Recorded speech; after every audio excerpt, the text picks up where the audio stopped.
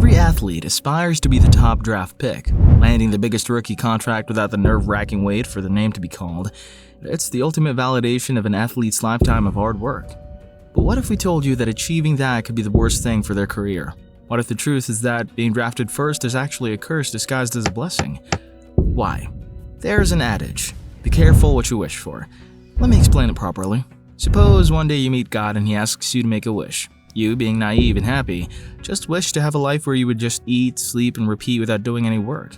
Now you might think it's the greatest blessing you can have in life, but any wise person would say it's the greatest curse you'd carry. Because if God grants you that wish, you'll only sleep all day, wake up just to eat, and then you will sleep again. There will be nothing else in your life. Simply nothing. Would you want that kind of life for yourself? I hope not. Now let's get back to our original point of discussion.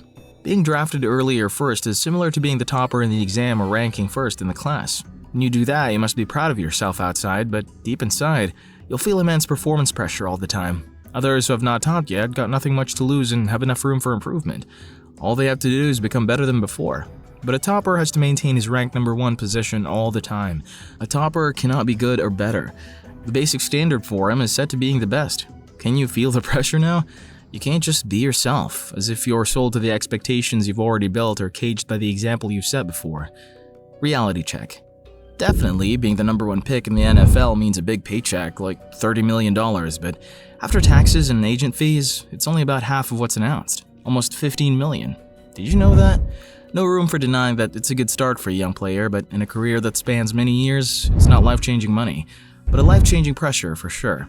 The top quarterbacks in the league earn huge salaries like $23, $24, $25 million, but they also benefit from great coaching and winning team culture, like Russell Wilson, Tom Brady, Aaron Rodgers, and Drew Brees. So isn't it smarter to prioritize joining a team with a strong coaching staff and a history of winning, especially for a quarterback's long-term success? Peyton Manning was the last top quarterback to stick with one team for 15 years and do really well. Being a quarterback is tough because they're always in the spotlight, so if they don't do well with their first team, it's hard to start over somewhere else. Some of their quarterbacks like Steve Young, Drew Brees, and Rich Gannon have done it too, but it's not common. A quarterback's success depends on a lot of things like having good coaches, a strong team culture, and good teammates.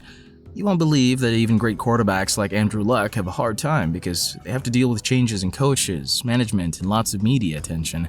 The fact is, quarterbacks used to have longer careers, around 6 years, but now it's down to about 3 years since 2008.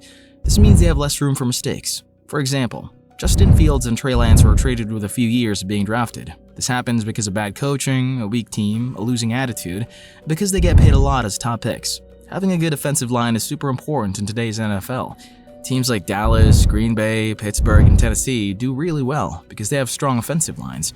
But if a quarterback goes to a team with a bad offensive line, they might have to deal with lots of coaching changes and a losing team, and it'll be hard to prove themselves even if they were paid a lot. If you're an athlete, it's better not to expect to be drafted early. Rather, take just $18 million and join a team with a better coach, culture, and offensive line. Simply take a look at Sam Darnold. Being a top pick doesn't always mean lasting success. On the other hand, Aaron Rodgers, Tom Brady, Joe Montana, Drew Brees, and Ben Roethlisberger weren't first picks, but they did great. In simple terms, just being a high pick doesn't guarantee you'll succeed. Cam Newton was also a top pick, but faced numerous challenges throughout his career. Plus, top quarterbacks today face a lot of pressure, and it makes it tough for them to have a long career. I hope you remember, Jared Goff faced scrutiny despite challenges like a bad offensive line. Winning is super important. If you don't win, the team and fans lose faith in you very fast.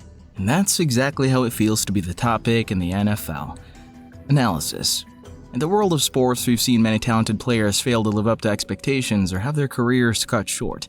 This often happens because teams and coaches don't support them properly. When players are drafted into professional leagues, especially at the top, they might feel like they've made it and don't need to work as hard. But the truth is, being drafted is just the first step. In this cutthroat arena, talent is constantly tested and scrutinized. However, a concerning trend has emerged in recent years, especially in high-stakes sports leagues such as the NFL, NBA, and NHL, where teams consistently find themselves picking early in the draft multiple seasons in a row. This pattern not only reflects poorly on the team's performance, but also has significant repercussions for the players selected early on. One of the most glaring issues of this recurring phenomenon is the lack of a learning curve for players. Traditionally, rookies were given time to adjust to the rigors of professional play, hone their skills, and acclimate to the team's strategies and dynamics. But when a team is repeatedly picking early in the draft, there is immense pressure on these young players to perform at a high level immediately. This expectation leaves little room for error or development, putting undue stress on these athletes right from the start of their careers. When this happens, it also makes teams unstable, making it hard for players to improve and for teams to work well together. This can hurt players' careers and make it tough for teams to win consistently. Ryan Leaf. For example, in the 1998 NFL Draft, everyone was talking about who would be the top pick. Two big names were in the spotlight: Peyton Manning from Tennessee and Ryan Leaf from Washington State, both top prospects as quarterbacks. Manning got picked by the Colts and went on to have a great career with lots of awards and Super Bowl wins. On the other hand, Leaf got chosen by the Chargers but struggled a lot and retired early because he just couldn't perform well.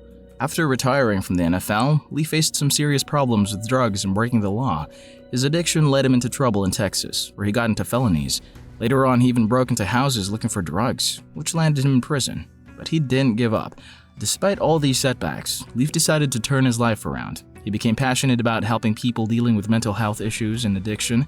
After his football career, Leaf got into trouble with the law for non-drug related issues. He also served time for minor crimes. Now, he works as an ambassador, analyzes sports, and hosts a podcast where he talks about his past mistakes and encourages others to seek help. Despite making lots of money in the NFL, he lost a chunk due to legal problems. Jamarcus Russell. Now we look at another example. Jamarcus Russell in 2007, the Oakland Raiders chose him from LSU as their top pick in the NFL draft. But things didn't go well for him in the NFL. He didn't play very well and didn't get much support from his team. In his 3 years playing, Russell had trouble completing passes, gaining yards, scoring touchdowns, and avoiding interceptions. His overall performance rating was also low. He had a brief improvement in 2008, but by 2009, he was benched. And in 2010, the Raiders let him go. Recently, Russell talked about his struggles on the Pivot podcast with former NFL players Ryan Clark, Channing Crowder, and Fred Taylor. He said he felt like he didn't get the same support in Oakland at all as he did in college, especially compared to Derek Carr. Russell also admitted to facing criticism for not working hard enough and gaining weight during his time in the NFL. He owned up to his mistakes and said he was responsible for them. Andrew Luck. Similarly, talented players like Andrew Luck also faced struggles when teams failed to provide adequate protection or support, leading to premature retirement due to repeated injuries. Luck was a really good football player.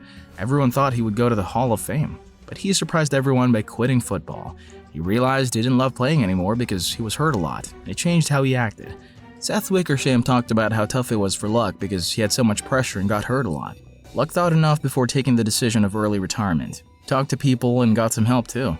Wickersham thinks that even if Luck wasn't hurt, he might have kept playing because he wanted to get better.